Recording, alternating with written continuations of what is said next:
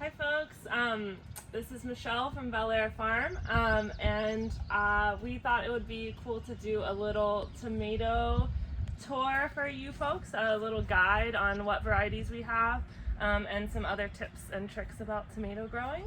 When you think about tomatoes, you can kind of divide them into a few different categories. You've got your specialty tomatoes, you've got your slicers, that's like your classic, I'm gonna put this on a sandwich. You've got your plum and paste varieties for saucing, dehydrating, all kinds of things like that. And you've got your cherries. So we have a lot of different varieties, but I think if you're feeling overwhelmed, think about those categories and think about what category you want, and that can help you narrow down your choices. Or if you want a variety of tomatoes in your garden, just get a little bit of each type, one from each category or something like that. First on the list, I have something that's not a tomato, but is very related. Tomatillo. We grow a variety, Toma Verde, and this one's the classic tomatillo. It's very high yielding. The biggest thing you need to know about tomatillos is they're open pollinated, which means you need a pair in order to make tomatillos. So make sure you buy two whenever you're getting tomatillos, and then you'll have salsa verde for days. Next up, I have sort of our specialty tomatoes, and specialty can be a term that can encompass really like any size tomato. You can have specialty cherries, specialty plum and paste, specialty slicers. This tray is mostly specialty slicers, and specialties can be heirloom or they can just be fancy hybrids. So an heirloom tomato is something that's a straight breed. There's usually some genetic variation within it, but it will open pollinate like the tomatillo and make more of itself in the future. Whereas a hybrid is specifically crossing two distinct breeds, and then that plant that is propagated then may or may not make additional plants that are similar to its parents. And so usually you have to recross, like every time you want to make a new tomato plant that's a hybrid, you need to recross. That's why hybrids are a little bit more expensive, but what you get is a lot of vigor, what they call hybrid vigor, and usually the hybrids are the ones that are super high productivity for commercial space.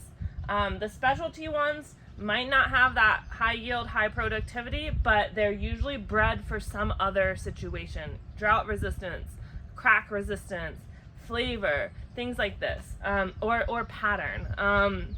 So our specialty selection is mostly, we have some sort of pink style slicers. We've got Martha Washington, Rose, and Damsel. Those are all like a pinkish hue, and they're all sort of very similar, I would say. And then the other one we have is Black Prince. Black Prince is a true heirloom, and is like a dark purple color. You might be familiar with that variety. Next up, we have, these are our hybrids. These are the tomatoes that we grow in the field for our members, and the ones that we sort of stand by to grow the hundreds and hundreds of pounds that we need for our customers. And so we choose these based on different disease resistance packages and then like earliness. So we want, in every planting, we try to grow one that matures early and then one that does a little later, and that way we have an extended harvest. These varieties are things like Valley Girl, Defiant, Mountain Fresh, Skyway, Pole Big. Those are all red ones. Mountain Fresh is a no-brainer, in my opinion. It's a red tomato. It's really big. It's really prolific. We love it. The other no-brainer on this tray is BHN 871. Not a pretty name, a really wonderful tomato. This is your orange slicer. I find that it has pretty good flavor and is nice and sweet, and gives you kind of that specialty look, but in a hybrid plant. So go for the BHN 871, go for the Mountain Fresh, or go for the Valley Girl for extra early. This tray has my Plum and Paste varieties, and we have 3 of those this year. Grenadero, and this is a small specimen, but don't let that fool you. This is a really robust tomato. This is sort of a classic Italian type, like aroma, comparable to San Marzano, but cheaper. The seed's a lot cheaper, and so that's why we go with that one. I've got Quadro in here. This is a variety. It is new for us. I'm excited to try it. This seed is coming from Edmund Frost, and he sells through the Southern Exposure Seed Exchange, but he also has his own seed brand, and I'm blanking on the name of that right now, but Edmund Frost is the guy to call if you want some Quadro seeds. And that was an extremely good value for our money with this seed, and this is a locally bred tomato, and I'm really excited to try it. And then lastly, again, this is sort of a specialty Plum and Paste, so just showing that specialty category is kind of cross category. But this is a speckled Roman. What I think is cool about this tomato is, in addition to the beautiful pattern on the tomato itself, it has this frilly, sort of dainty, tendrily leaf structure, and really is a unique tomato. The fruit itself is striped like orange and red lengthwise on a paste style tomato, and they're really beautiful. In my house, I love to do a lot of dehydrating of tomatoes and saucing and all that kind of stuff, and these are going to be your workhorse for there. Less time boiling off water and stuff like that. It's just quicker for all those processes. This tray is cherries. Cherry tomatoes are really popular with folks, and so we have sold out of a couple varieties, but we have more baby cherry tomatoes growing over here. So we've got more tomatoes coming, but basically I've got Cherry Bomb. That's your classic red. Classic cherry tomato, that's the one. I've got Matt's Wild. I love the leaf structure on this one as well. I just think it's super cute. Everything about this one is cute. The fruits are like minute, and can be a pain to harvest at scale, but are really wonderful to harvest in a garden scenario. And when you do harvest these, I recommend clipping the little branches off, as opposed to pulling individual tomatoes, because you're gonna tear the skin and get a bunch of fruit flies. But if you clip the branches, and then you can make these like beautiful, like rustic Instagram worthy roasts and things like that. We also have Sun Peach, Black Cherry, and Sun Gold. I think we have plenty of Sun Peach left. That's comparable to Sun Gold. Sun Gold is the one that everyone knows, and it's everyone's favorite. We're currently low in stock on that one, but we have more growing. And then the Sun Peach is just basically a slightly different shade of that, and it's trying to be like the Sun Gold. It's not quite as good, but it's almost. And then the Black Cherry is like a larger scale, purpley cherry that's really wonderful flavor, and a nice bite to it. And then over here, I kind of have two that kind of defy categorization in terms of this. One is this one, Mountain Magic. This to me is another no-brainer. If I was growing tomatoes in my garden, this is the one I would pick. And that's because I think it's the most versatile. This is a grape or a saladette tomato. It's about that size, and it bears extremely heavily on long trusses. Again, it's really gorgeous. If you want to cut those off like the Matt's Wild and do like a nice cheese platter, you could do that. They are really great for drying. They're great for saucing because they're pretty meaty and heavily yielding, but they also are great for just slicing on a salad or whenever you want tomato and you don't need that much. It's just a single serving tomato. So Mountain Magic, absolutely highly recommend, and we got plenty of those.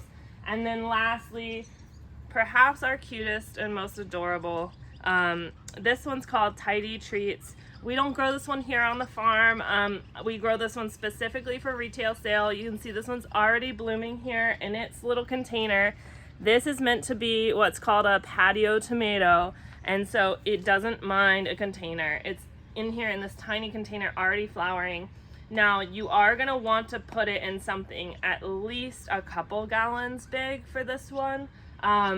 You can actually grow many of these tomatoes in a container as long as the container is big enough.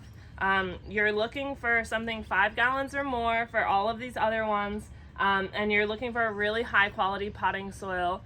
I would go with like a McEnroe Farms or Vermont Compost. I wouldn't buy like the Ace Hardware brand or anything like that. And that's how you're gonna get a nice container tomato.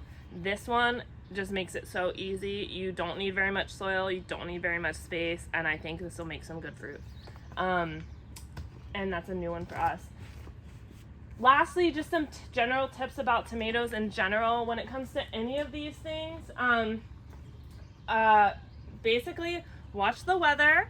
It is April 26th, and it is possible for us to get a frost as late as like May 15.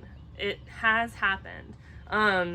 So what we on the farm do, especially because we're in a cold sink, we always wait and we're really casual with our planting, or we're very conservative with our planting dates.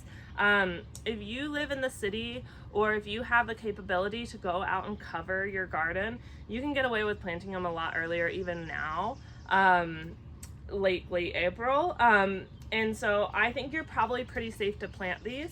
But just make sure you check your long range forecast and that you're at least like after mid-April.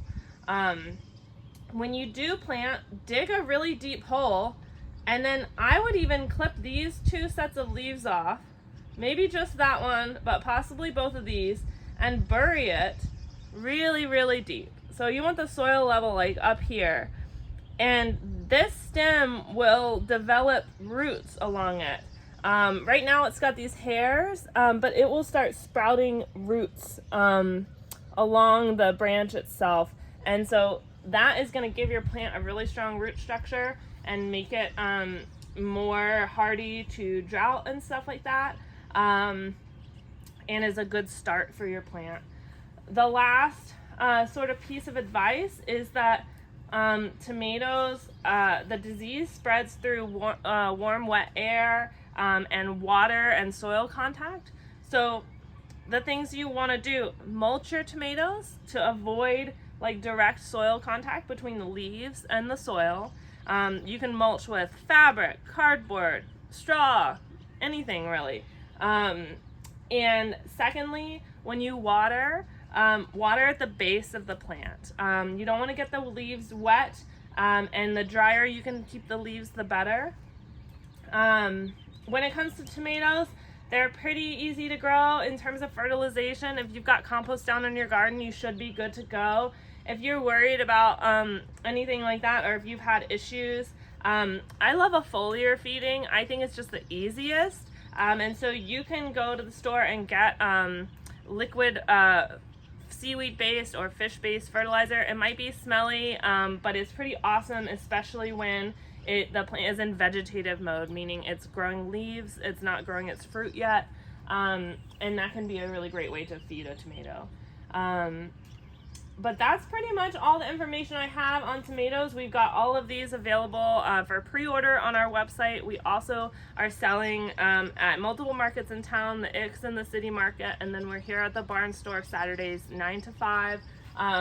We've got tomatoes, we've got herbs, we've got everything you need for your garden, and I hope this video was helpful to you.